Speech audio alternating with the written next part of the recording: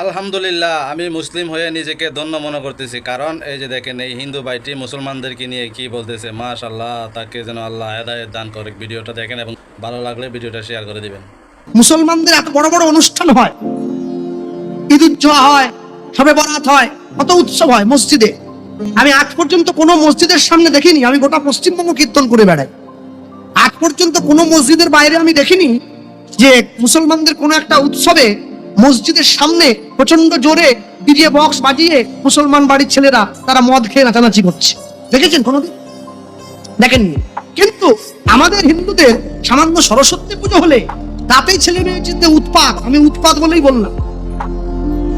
হ্যাঁ, এর থেকে ছোট ভাষা তো আমি বলতে পারবো না, উৎপাত বলেই বলছি। তাতেই যে উৎপাত, যেন মনে হয় মা আর নেই, মা সিংহাসন থেকে নেমে কতক্ষণে পালাবে সেই জন্য ব্যস্ত। হ্যাঁ, আর স্কুল কলেজের মেয়েরা তারা যে ধরনের সাজ পোশাক পরে, যে সাজ সেজে মায়ের চরণে পুষ্পাঞ্জলি দেওয়ার জন্য যায়, যেন মনে হয় মা সরস্বতীর আইবুড়ো ভাত খেতে যাচ্ছে।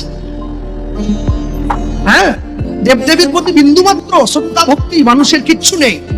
শুধু পুজো করা হয়, উৎসব করা হয়, শুধুমাত্র বেলেল্লা পানা হবে, একটু হিন্দি গান বাজবে, একটু নাচবো, একটু মদ খাবো, একটু মারামারি করবো, এই জন্য পুজো।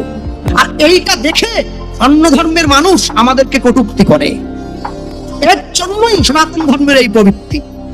সব মুসলমান কোরআন পড়তে জানে না, কিন্তু কেউ কোরআনের নিন্দা শোনে না।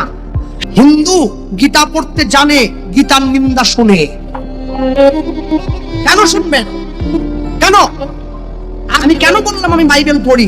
আমি বাইবেল পড়ি, কোরআন পড়ি, হাদিস শরীফ পড়ি, বিশ্বনবীর জীবনী আমার কাছে আছে, আমি পড়ি।